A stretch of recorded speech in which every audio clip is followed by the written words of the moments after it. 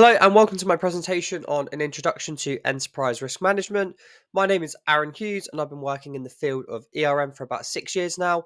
I worked across a variety of different roles, such as a risk insurance business partner, a risk manager, and I've done some consultancy in risk management and business continuity work as well. And I've also worked in the public and private sector, so got a broad range of experience in the field.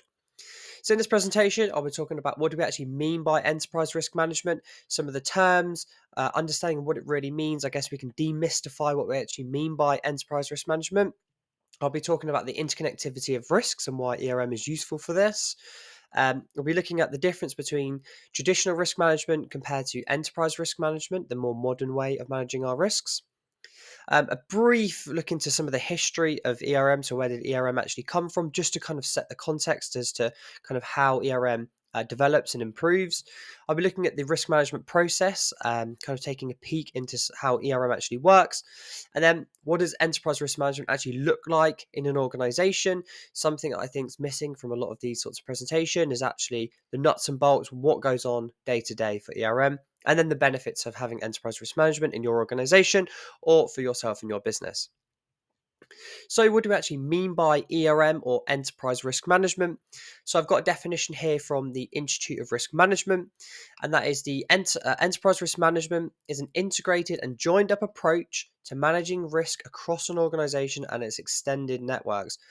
And I guess extra emphasis on the words integrated and joined up approach to managing our risk. So, I guess the main selling point for enterprise risk management is the fact that you have this interconnectivity of all of your risk and you have a joined up approach across your whole organization to manage your risk. So, in all organizations or businesses, there you have to manage a lot of uncertainty, and with uncertainty comes risks, and you're going to need some risk management. The field of enterprise risk management is essentially managing all of this uncertainty as a whole collective and looking at your risks holistically. So in this diagram here, we've got lots of different departments in a classic organization. It's probably not all of them, but they're all connected, as you can see, by enterprise risk management here. So we're not just dealing with human resources risks just in the HR team or people team. We're not just dealing with finance risk and the finance team. What we're doing is we're looking at the risks as a whole organization. This is coming from it at more of a strategic focus rather than just looking at operational risks. What we do is we have a joined up approach where all the teams work together to identify, assess, and manage all of their risks and mitigate them rather than dealing with them in silos individually. So it's this joined up and integrated approach to our risk management, which really takes it to the next level for our risk management. And one of the reasons why we need to do this is because risks are very interconnected. Whether we like it or not, I guess it's more and more recognized now that risks don't kind of operate on their own. They influence each other on a day to day basis. And you can see from this spider web here, a good example of interconnectivity. Around the outside, we've got some probably external type risks where or kind of root causes, things like extreme weather, inflation, political unrest, cyber insecurity, cost of living, and one way or another, they are interconnected in a way. So, for example, with our cyber insecurity, as lots of us know, cyber is becoming more and more of a risk. It's on a lot more people's radars when it comes to risk management. And we've got things like the cost of living crisis, so the day-to-day cost of living, goods and services cost more. I guess how these two might be interconnected would be the fact that there's more and more cyber threats out there. There's more cyber risk, but then the cost of living crisis could increase the cost of some of this software or some of these mitigations you might use. So as a result of this cost of living crisis, you may reduce your controls or you wouldn't improve them up to the correct standards. And as a result of that, these two interconnected risks have actually caused a bigger, wider issue. So, all of these risks are interconnected, and we need to recognize that for our enterprise risk management approach because one risk might impact one department in a slightly different way to how it might impact a different department. So, recognizing that and seeing how they're interconnected is a useful tool for enterprise risk management, and it can impact different parts of the business in different ways. So, it could have an IT impact, could have a finance impact, political, whatever it might be. It's just recognizing the fact that risks don't happen on their own. They are often interconnected. They're almost like dominoes. where one risk, maybe some extreme weather, can cause many different problems across an organization. And ERM is a useful tool to kind of recognize the interconnectivity and manage everything holistically in this interconnected way. And that's why ERM is so important for modern organizations, because it builds resilience. It builds resilience, recognizing these, the parts of the spider web that connect each other are actually the parts that make the spider web the strongest.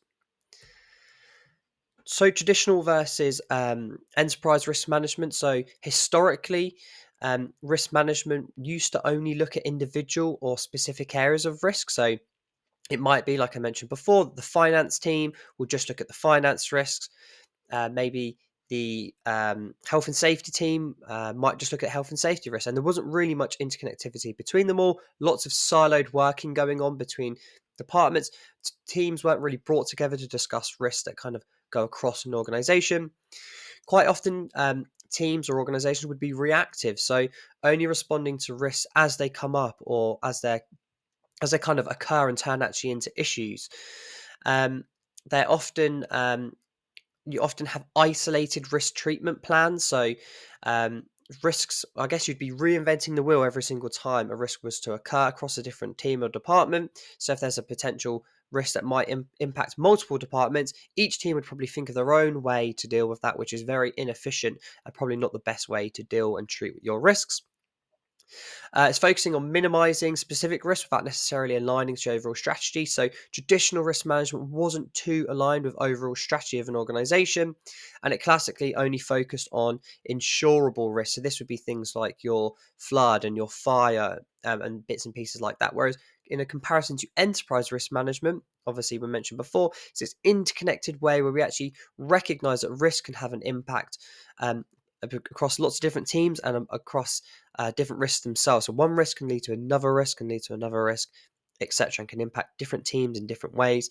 It's the holistic view of risks from the entire organization. So you have a zoomed out approach where key leaders in an organization can look and see the full risk exposure for the whole organization rather than in individual different departments. You can zoom in, but it's about having that wider context for your risk exposure. You would have more coordinated responses to your risks. So rather than dealing with them one by one, reinventing the wheel every time, you have a lot more efficiency and a lot more of a strategic approach to managing your risk because you coordinate risk responses between teams and across organizations. You have broader communication across organizations and with key stakeholders, and you align your risk management with the organization's strategic objectives. And you have also things like strategic level risk as well. So you wouldn't just be focusing on things like health and safety and insurable risk. You would be looking at your wider strategy and what risk could be impacting your key strategic goals and objectives, and looking at it from that lens.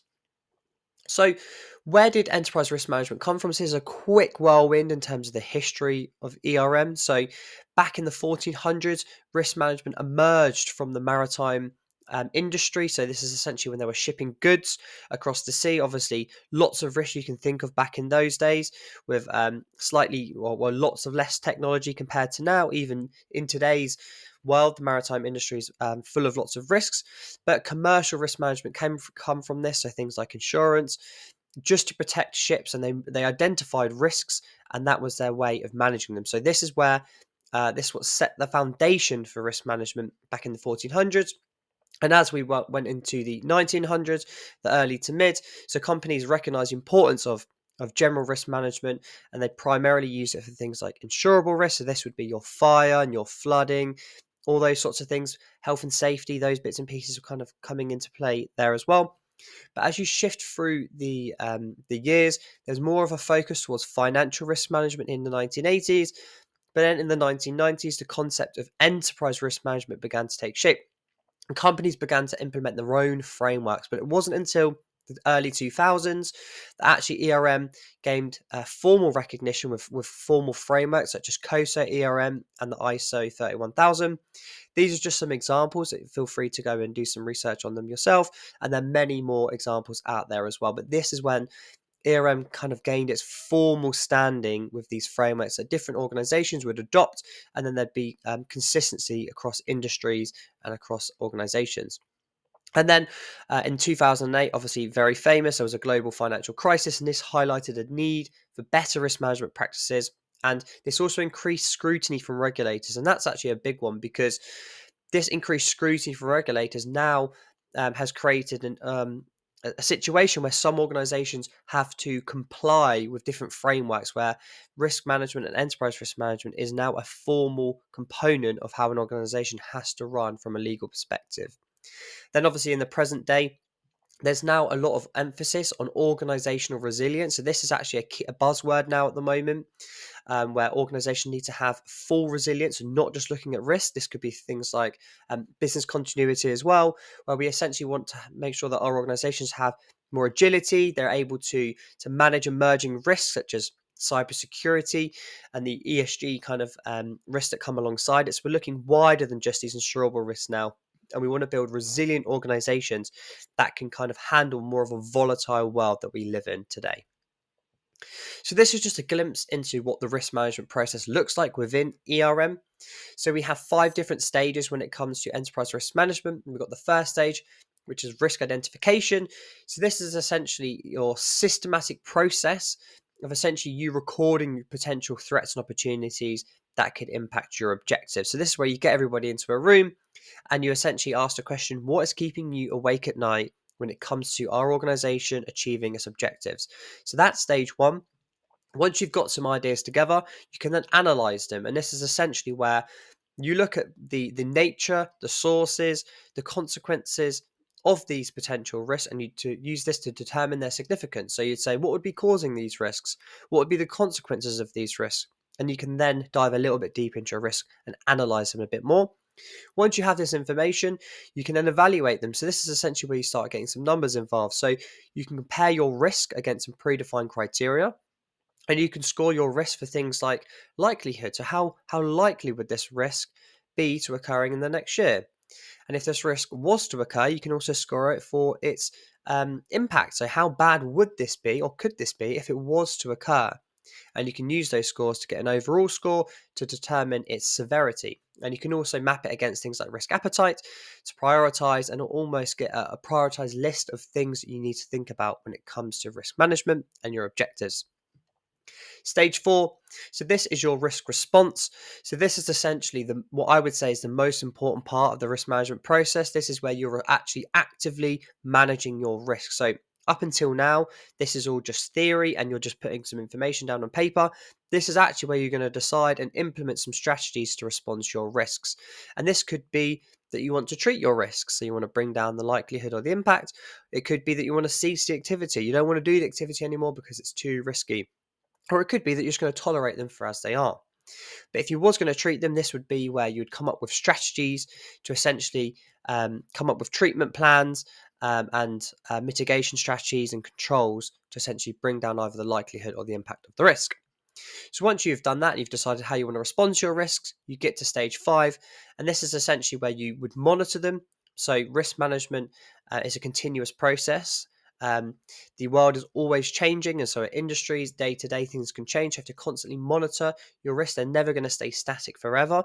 It's making sure that you're keeping tabs. Is this risk getting worse? Is this risk getting better? It's looking at the trends and the information you have to make better informed decisions. And then once you have all that information, you can report on it as well, because what's the point in doing all of this if you're not actually going to share this information? There are key decision makers who will need this information to make better decisions in an organization. So you need to report on your risks to give the right people the right information at the right time to make the best and most informed decisions. So stage 5 is also very important too. So this is a continuous process where you would repeat every single time you go through it. So this wouldn't just be something you do once every 5 years. It depends on your organization and what's appropriate and the types of risks. But you might repeat this process more if you were doing something like a project or a program, and maybe slightly less if they're kind of big corporate strategic risks. You might review them once or twice a year. But nevertheless, you would repeat and you would continuously improve on this cycle too. So you might identify different risks. You might identify actually that something is no longer a risk. And then you go through the cycle again and again just to make sure that you've got the right information that's up to date. And in the middle here, I've got communication and engagement. Again, one of the most important parts of enterprise risk management is the fact that you would bring everybody together, they'd all be engaged in the process, and you'd have this interconnectivity between different departments to manage your risks, to build that resilience as an organization. So, what does enterprise risk management actually look like in an organization itself? And I guess ERM is quite subjective and it can look different between organizations, but the fundamental principles always remain the same. So, in essence, and I mentioned this a moment ago, you get the right information to the right people at the right time to support evidence-based decision making, and that is the most important part. Is the fact that ERM is supporting this evidence-based decision making. It builds up resilience. It gives that confidence these key decision makers, and also to stakeholders that you've looked around the corner before you're going to turn around there. You're confident that you've done as much as you can do in terms of preparation to make these big key decisions. So your ERM often has a framework.